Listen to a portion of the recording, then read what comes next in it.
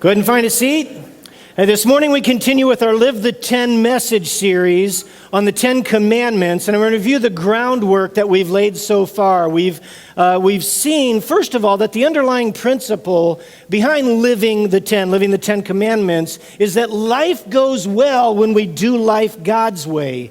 We saw this principle laid down for us in Deuteronomy 12:28, which reads as follows: "Be careful to obey all my commands, so that all will go well with you and your children after you, because you will be doing what is good and pleasing to the Lord your God." So when we live the 10, life goes well for us. Life goes well for those around us when we live the 10. And why does it go well? Because we're doing what is good.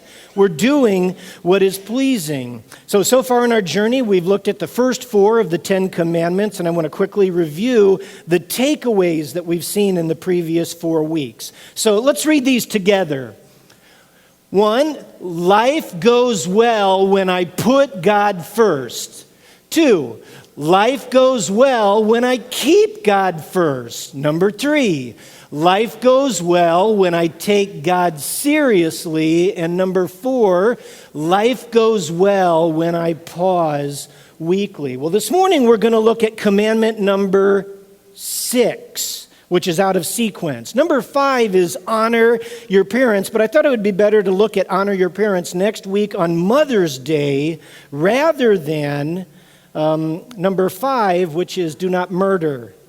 It just felt like a jarring text for Mother's Day. Welcome to the vineyard, mothers. Don't kill people, right? Though sometimes, honestly, one of the most important biblical commands that moms and all parents need to keep in mind is, thou shalt not kill. Is this next slide, do we have it?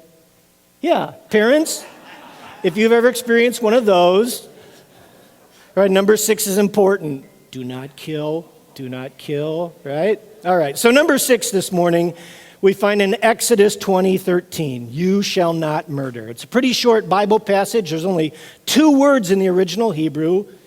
Don't murder. No murder. No murder. So the big idea then for you to take home this morning is, next slide, life goes well when I don't murder people. All right? Let's read that together. Life goes well when I don't murder people. Life goes well for me, and life goes well for others, oddly enough, when we don't murder them. So any questions? All right, let's pray. All right, I'm not going to let you off the hook that easily.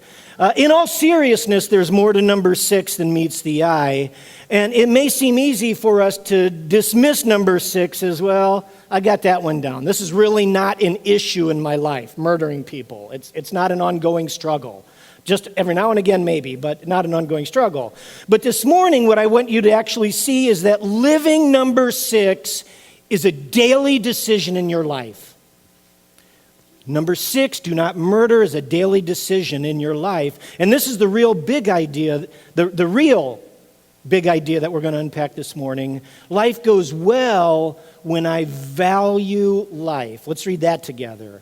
Life goes well when I value life. Life goes well for us. Life goes well for those around us when we value life. Valuing life is good to the Lord. Valuing life is pleasing to the Lord. Now, let's see what number 6 has to do then with our day-to-day living. And what I want to do this morning is I want to lay out for you 3 biblical truths that must drive not only our conduct, not only our not murdering people, but 3 biblical truths that must also drive the way that we think about the value of human life. Biblical truths that must drive the way we think about the value of human life. Because as Christ followers, we need to think biblically. We have to think God's thoughts about the important issues that we're going to be looking at this morning. And so here's the first truth that we're going to see. The first biblical truth number 1, is all people matter to God. All people matter to God. If you've been around the vineyard for any length of time, you've heard me say that you will never in your life lock eyes with another human being who does not matter deeply to God. And why is that?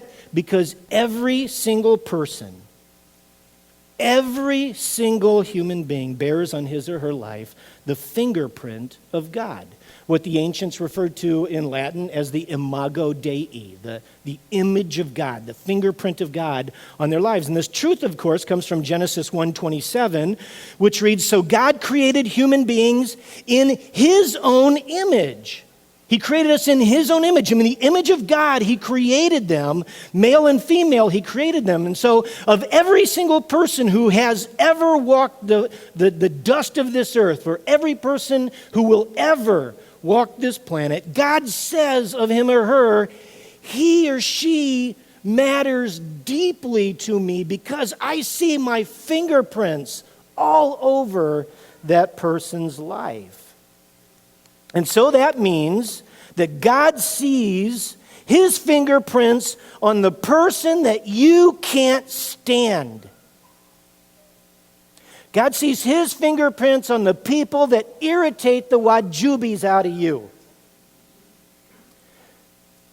God sees his fingerprints on the people that we would frankly rather see die than dignified. Because all people matter to God. And then in Genesis 9, 5, and 6, God connects the dots then between the imago Dei, between his image on all people, and connecting the dots between that and number 6, valuing life.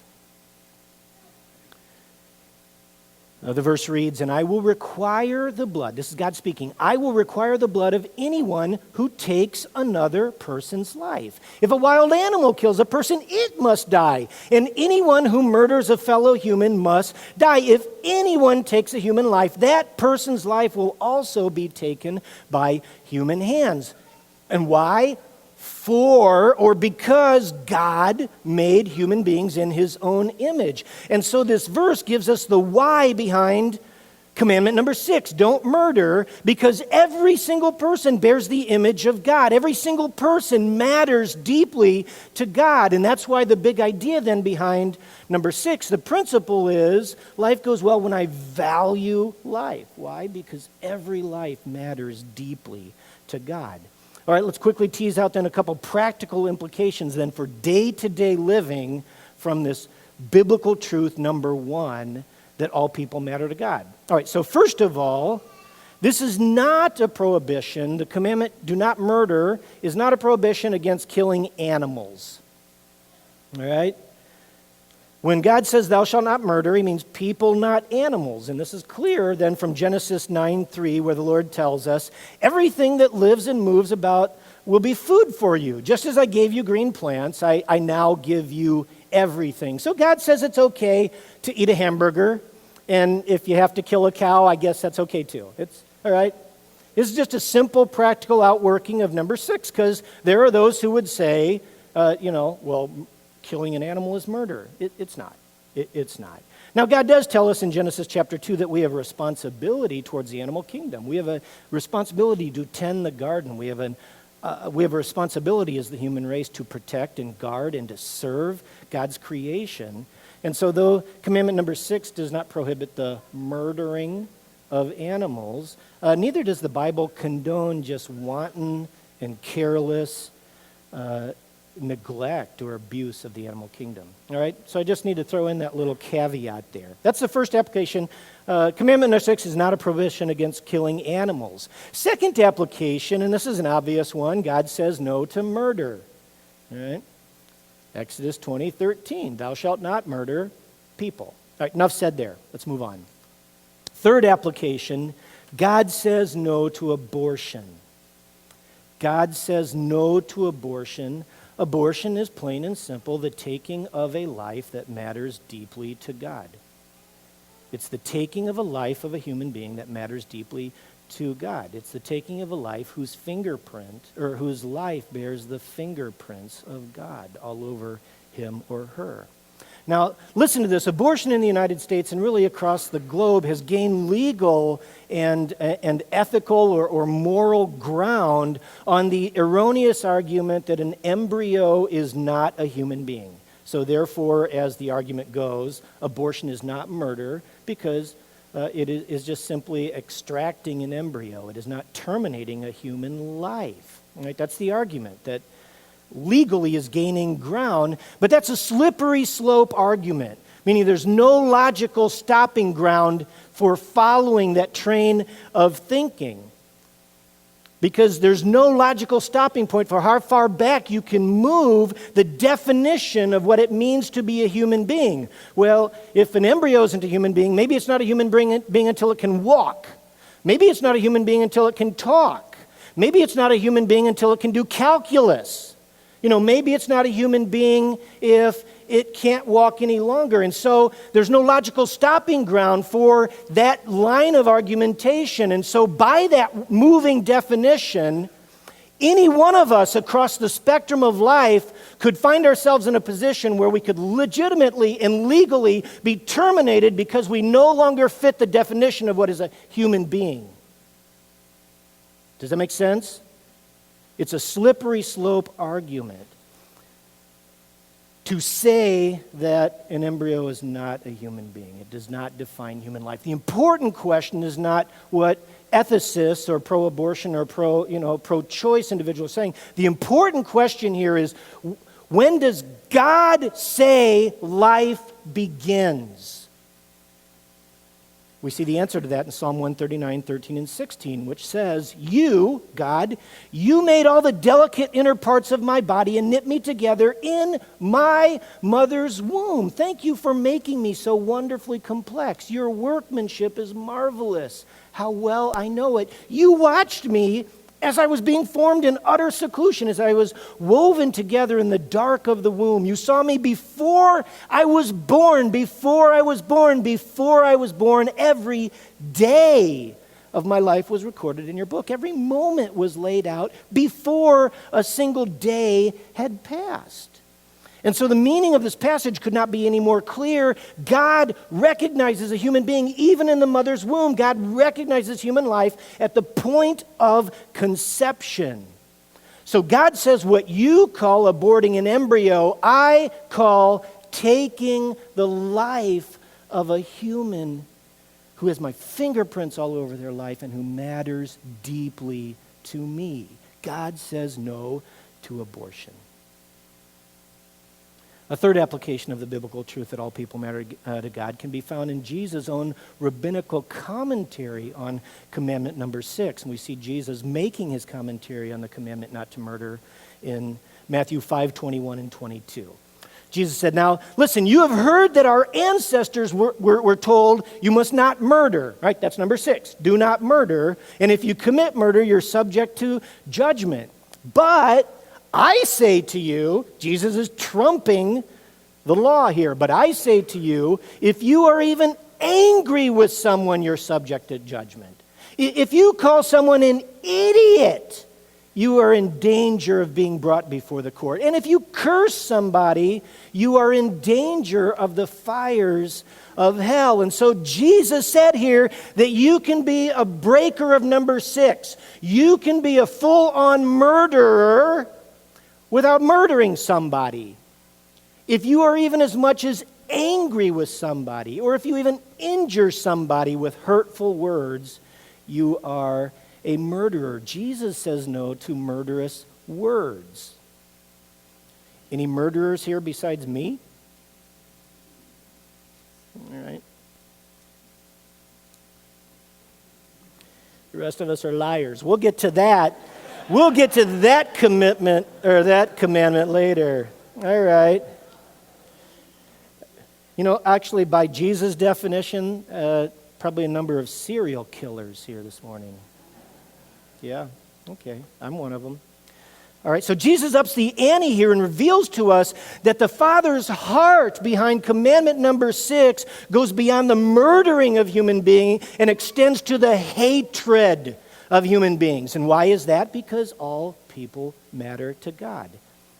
That person that we're murdering with our anger matters deeply to God. That so-called idiot that we just murdered with our words matters deeply to God. That person that we just cursed and we just damned and we just told that you can go to you know where, though we might not have said the words, but we certainly meant it. That person matters deeply to God. And so Jesus broadens for us, number 6, from, well, murder's not really an issue in my life, and he broadens it to, well, gee, how many people did I murder today? This is real life. Number 6, do not murder is real life for you and me in our everyday lives. All right, moving on then. Here's the second biblical truth that must drive both our daily conduct and our daily thinking with regard to valuing life per commandment number 6. And here's the second biblical truth. God decides our days. God decides our days. That is, the authority to decide when a person is born and when a person dies is God's authority, not ours. And we see this truth in verses like Ecclesiastes 3:2, which says there is a time to be born and a time to die. So in other words, there are appointed times for the beginning and end of each person's life. And the Bible tells us in verses like Job 14:5 who it is who establishes those appointed times. Job 14:5 reads, you, it's talking about God, you have decided the length of our lives. You know how many months we will live, and we're not given a minute longer. And so God decides the appointed times for the beginning and end of each person's life. God decides our days. That's an important biblical foundation for understanding the value of human life. That's biblical truth number 2. And so again, I want to tease out a couple practical and biblical applications for day-to-day living from biblical truth number 2, that God decides our days. So first of all, God says no to suicide. God says no to suicide. Why? Because suicide violates biblical truth. I'm trying to fly. I'm going to cover a lot of ground this morning, and so suicide violates biblical truth number 2, that God decides our days. Right? It violates that biblical truth. It is not within our sphere of God-given authority to decide when we're born, and neither is it within our God-given sphere of authority to decide when we die. There is a time to be born and a time to die, and God decides that time, not you. God decides our days. And here's the further argument. Suicide violates biblical truth number 1, that all people matter to God. Suicide is murdering the life of someone who matters deeply to God, and it doesn't matter that the murder is murder of oneself. It's still murder. Here's a third argument why God says no to suicide. Since Jesus told us that murder is really it's simply the overt expression of hatred in the heart. Murder is hatred in the heart. Murder is unloving, self-centered hatred acted out against someone whose life matters deeply to God. Well, so too then is suicide, a murderous act of unloving, self-centered self-hatred acted out against a person who matters deeply to God, yourself.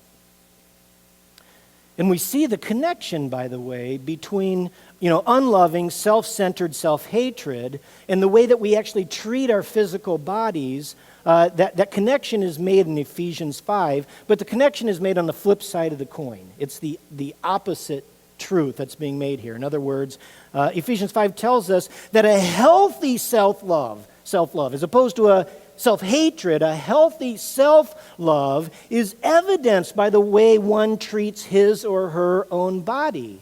And further, it tells us how a healthy self-love then consequently expresses itself selflessly in loving others. All right? I hope that made sense because we're going to keep moving on. Let's read the passage, picking up in verse 28. So in the same way, husbands ought to love their wives, there's love for another, as they love their own bodies. Love for others flows out of a healthy self-love. For a man who loves his wife actually shows or demonstrates that there is love for himself. No one hates his own body, but feeds it and cares for it, just as Christ cares for the church, and we are members of his body. And so again, I say, each man must love his wife as he loves himself, and the wife must must respect her husband. And so the passage is saying that if a husband has a healthy self-love, then that healthy self-love will show up in the way that he cares for his own body. And moreover, that healthy self-love will also show up in the way that he selflessly cares for his wife. And so then, that being true, the flip side of that coin is also true. You show me somebody who is intentionally cutting themselves, intentionally injuring themselves, and intentionally mistreating or harming themselves, and I'll show you someone who does not have a healthy self-love. You show me somebody who is thinking about murdering him or herself, and I'll show you somebody who hates themselves. Somebody who's just living out of a place of unloving, self-centered self-hatred. Somebody who hates a person that God says, oh, you matter so much to me. I love you more than you'll ever know. All right, so all that is to say that God says no to suicide. Suicide is murder, contrary to the commandment that says do not murder. Suicide is hatred of a human being created in the image of God, contrary to biblical truth number one, that all people matter to God. And suicide is exercising the authority to determine the appointed number of our days, contrary to biblical truth number two, that God decides our days. And so God has not given us the authority to make the call to cease our days. God says no to suicide. All right? Ready to move on? All right. God says no to mercy killing. God says no to mercy killing. God says no to euthanasia. Euthanasia is just a euphemism that we've embraced for terminating a person's life because he or she has an incurable disease or a deformity, or just feels like, or somebody's grown old. It's time to check out. I'm going to make the choice. Somebody determines that their quality of life is just, worth terminating. All right? Euthanasia is the euphemism we use for all that. And this issue, like abortion, has been framed legally and ethically as the right to determine my own quality of life. I have that right to determine and cease my life based on its quality. And again, this is a slippery slope argument. There's no logical stopping point for who and what decides what is a quality of life. You don't golf? I'm just making that up, What? No, I don't golf, and that's a quality life, Well, never mind. I better stop now on golf. All right. God says no to mercy killing. Why? For the very same reason that applies to suicide. God determines our days. We don't decide it. It does not lie within our sphere of God-given authority to determine the length of another person's life. This is what we saw again in Job 14:5. You, Lord, have decided the length of our days. You know how many months we will live, and we're not given a minute longer. God decides our days. And this is a very relevant issue because the euthanasia issue would authorize and legalize doctors or others to put people to death on quality of life issues. But the Bible says that neither you nor the doctors, nor the government, nor anyone else has the right to do that because God says no to mercy killing. Now, let me make an important, a couple caveats on this, all right? We've already established the point. God says no to mercy killing, all right? This is not what he's talking about here, all right? A couple exceptions. This is not what God is talking about here. First of all, God's not talking about pulling the plug. All right, God is not talking about pulling the plug. And that's a different matter altogether here than euthanasia, because pulling the plug, in the way that I'm using that phrase this morning, pulling the plug does not have to do with ending a person's life. Pulling the plug has to do with the cessation of artificial life support. In other words, the person in question has already died. They've already expired. And just machines, because we have the technology to do this, machines are just simply artificially animating a dead body. Right? You understand, we have the technology to do that. We can keep dead people's hearts, beatings, and lungs going. All right? That pulling the plug on a dead person is not the same thing as pulling the plug on an alive person. So God saying no to euthanasia it does not apply to pulling the plug. Second caveat here, neither does God saying no to euthanasia apply to allowing a natural cause of death to run its course. It's not the same thing as mercy killing. All right? God's no to euthanasia does not necessarily demand that we should avail ourselves of every single conceivable, and inconceivable medical procedure that might possibly stop this thing that's killing us from killing us. You understand what I'm saying? That there is nothing morally wrong with allowing natural causes of death to run its course. It's neither suicide nor euthanasia. That's just dying. Okay? Understood? But God does say no to euthanasia. He does say no to mercy. God saying no to mercy killing means that you don't have the right to participate in causing the death of someone simply because he or she doesn't think that life is worth living anymore. All right, enough said there. Here's the third biblical truth. The third biblical truth that must drive both our daily conduct and our daily thinking with regard to the value of human life, per number 6. And this is the third biblical truth. God does sanction authority to take life when life is not valued. God does sanction authority to take life where life is not valued. In other words, the Bible tells us that there is God-given authority that is delegated to human authorities to take the life of someone who does not value human life. All right, we see this truth in several biblical passages. First, Genesis 9, 5, and 6, which we've already looked at, makes it clear that the Lord delegates not only the authority to take the lives of those who do not value life, but God actually delegates the responsibility, not just the authority, but the responsibility to take the life of those who do not value life as God values life. Genesis 9, 5, and 6. God says, I will require the blood of anyone who takes another person's life. If a wild animal kills a person, it must die. And anyone who murders a fellow human must die. If anyone takes a human life, that person's life will also be taken by human hands. Why? What's the reason? Because for God made human beings in his own image. And so it's clear in this passage that God does sanction the authority, and moreover, he sanctions the responsibility that life should be taken where life is not valued.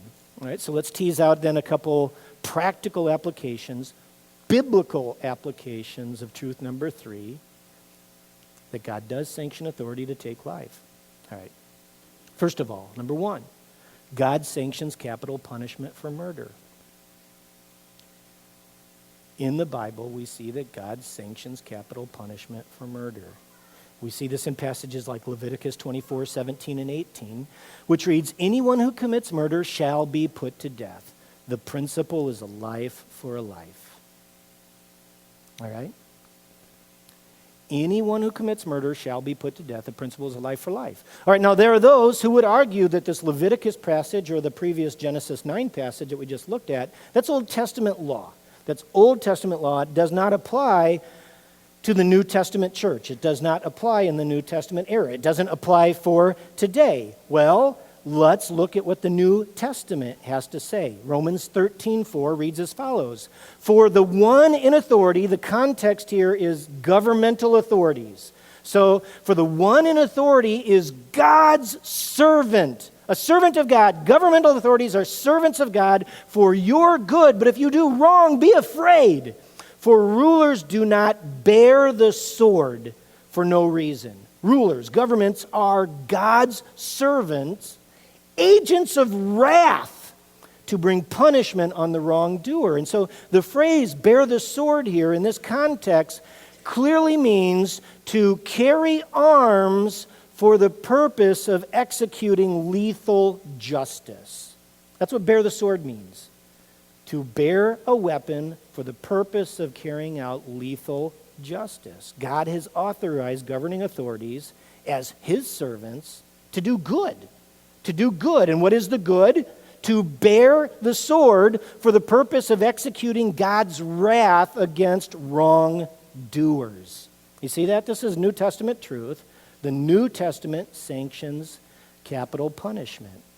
Now, there's those who would argue that capital punishment, it's murder. It's just murdering a person. We're just saying you can't do it here, but you can here. So there are those who would argue it's inconsistent. Capital punishment is murder. Capital punishment is ungodly. Capital punishment is taking the life of somebody who matters deeply to God. That capital punishment is contrary to number 6, that commandment number 6, that capital punishment is contrary to the, biblical truth, that God decides our days. All right? So those are the biblical arguments. Capital punishment is just a violation of number 6. But this is what I want you to chew on. Actually, capital punishment, on the contrary, upholds. It's not contrary to biblical truths. It's actually consistent with. It upholds the biblical truth that human beings matter deeply to God. Capital punishment upholds the biblical truth that all people matter deeply to God. And the fact that human beings matter deeply to God necessarily implies that if a person has no value for human life, if somebody has no regard for human life, then God says that person's life is forfeit because they don't value what I value. Does that make sense? That person does not value the lives of men and women who matter deeply to me. That person's life must be forfeit. And so God sanctions capital punishment because God values the lives of people who would lose their lives at the hands of those who don't value life. That's the first application. God sanctions capital punishment. Secondly, God sanctions just war. God sanctions just war.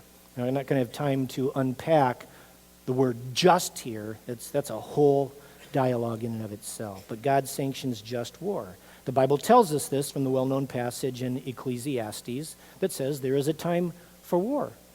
The Byrds made this song, this verse famous, right? There's a time for war. Except they were protesting war, but there is a time for war, says the Bible. The Bible says that there are times when war is legitimate. The Bible says there are times when war is the legitimate God-sanctioned choice that needs to be made. And so again, the Romans 13 passage that we just looked at tells us that God sanctions governmental authorities the right to bear the sword. That is, the right to bear arms to carry out lethal justice against those who do wrong. Let's look again at that passage. For the one in authority is God's servant for your good, but if you do wrong, be afraid, for rulers do not bear the sword for no reason. Meaning they're not just carrying swords, instruments of execution, instruments of capital punishment. They're not bearing them for no reason. This is not just looks. This is not image. Wow, that sword looks good on you. You never use it. Kind of like Paul Blart Mall Cop. He's got his fake, never mind. He didn't have a gun, but he pretends like he does. Right? The rulers don't bear the sword for no reason. I really don't have time to go off on tangents like that. And they're stupid anyway. So, but if you do wrong, be afraid, for rulers do not bear the sword for no reason. They are God's servants, agents of wrath. Servants who are agents of God's wrath to bring punishment on the wrongdoer. And so governmental authorities, we clearly see here, have a God-given responsibility to serve God by bearing the sword, by wielding instruments of execution, capital punishment, and being agents of God's wrathful justice, his righteousness against those who do wrong, against those who do not value life, against those who wantonly and selfishly and hatefully steal life from other people. And then that includes waging just wars against governments that do wrong. Governments that do not value the lives of people as God values their lives. Governments that are hateful and murderous. Make sense? God sanctions just war. He gives authority to governments to stop evil, to stop evil murderers. All right, so just war is not contrary to the scriptural prohibition against murder. Just war, again, is consistent with God's love for human beings that he created in his own image. Just war is consistent with God's hatred of bloodshed. Sounds like a contradiction, but just war is consistent with God's hatred of bloodshed by the hands of those who do not value life. And his righteousness demands that justice and wrath be executed against those who do not value the lives of people who matter deeply to him. All right, here's the third and final application of biblical truth number 3. Biblical truth number 3, that God does in fact sanction the authority to governments to take life when life is not valued, and that's this, that God sanctions self-defense. God does indeed biblically sanction self-defense. In Exodus 22:2, we read this Old Testament law. If a thief is caught in the act of breaking into a house and is struck and killed in the process, the person who killed the thief is not guilty of murder. Exodus 22. All right? The Bible plainly tells us here that the person who takes a life in self-defense is not guilty of murder. Another biblical data point here, Nehemiah 4:17-18, we read that the people of God were rebuilding the walls of Jerusalem. They were rebuilding the defensive, walls of their hometown, and we're told that they were doing it with a trowel in one hand, a weapon in the other hand, and a sword at their side. Picking up in verse 17, second part of verse 17. The laborers carried on their work with one hand supporting their load and one hand holding a weapon, and all the builders had a sword belted to their side. And the trumpeter stayed with me, this is Nehemiah speaking, to sound the alarm. And we even have, the security system, the, ADT trumpet blower here. All right, what is the trumpet all about? What is the weapon all about? What is the sword all about? It's not for laying bricks. It was for self-defense. Now, once again, you might object that these are examples of Old Testament provisions that do not apply to us today as New Testament followers of Jesus. But Jesus himself, I want you to see, in Luke 12, tacitly endorses self-defense when he illustrated a point with this statement. Luke 12:39. Jesus speaking. Understand this. If a homeowner knew exactly when a burglar was coming, he would not permit his house to be broken into. And so this last phrase, he would not permit his house to be broken into, can mean nothing else but the homeowner would do whatever was necessary to defend his life, to defend his family, to defend his home. All right?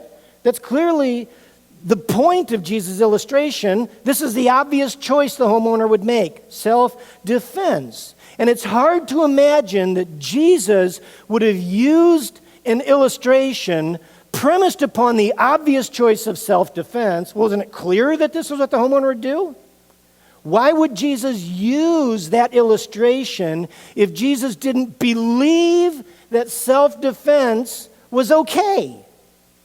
Does it make sense? If I were Jesus, I wouldn't have used that because I think I was opening the door for something I didn't want people to do. But Jesus used the illustration, and I would suggest to you, because he's tacitly implying here that self-defense is okay. That's what homeowners do when somebody is trying to attack them. All right, so we see God sanctions self-defense, and it's just not an Old Testament provision. It is a New Testament provision as well. All right, now there are those who would argue, and this is a very strong argument against what I've just said. You know, what do you do with Jesus' statement, well, turn the other cheek? Right? That's an important question. So Matthew 5, let's look at what Jesus has to say. You know, but I say to you, do not resist an evil person. Okay, that sounds like a blanket indictment against self-defense, doesn't it? Do not resist an evil person. So Jesus gives some examples. So if someone slaps you on the right cheek, offer the other cheek also. If you're sued in court and your shirt is taken from you, give your coat too. And if a soldier demands that you carry his gear for a mile, carry it 2 miles. And so does Jesus tell us here that we should not resist if somebody is trying to kill us? No. He says, don't resist an evil person. He gives us some examples of the kind of non-resistance that he has in mind. Taking a slap in the face, losing your coat, walking an extra mile. He doesn't say, let an evil person kill you. Turning the other cheek does not mean allow yourself to be murdered. I don't think that's necessarily implied here. Now, if you want to go there, if you have the conviction that, yeah, I can go there on this teaching of Jesus, I believe you have the freedom to do so. All right? You have the freedom to do so. There are sincere Jesus-loving Christians who practice complete, non-resistant pacifism as an expression of Jesus' teaching to turn the other cheek. And I honestly, I don't have a problem with that. I'm just saying that I don't see in Jesus' words here a statement, a command of complete, comprehensive, pacifistic non-resistance against anything and everything that evil people would do to us. I just don't see that in Jesus' statement here. And I would add, taken in light of the whole of biblical counsel, I see biblical grounds that God, in fact, does sanction self-defense, even to the point of taking a person's life when that person is not valuing my life. Now, you can disagree. That's fine. You don't have to take what I'm saying right now, but just want to make the point that I do not believe that complete, total, pacifistic non-resistance is explicitly commanded in the Bible. Right? All right, let's move on from there. Actually, I'm going to stop right there. I'm going to stop right there.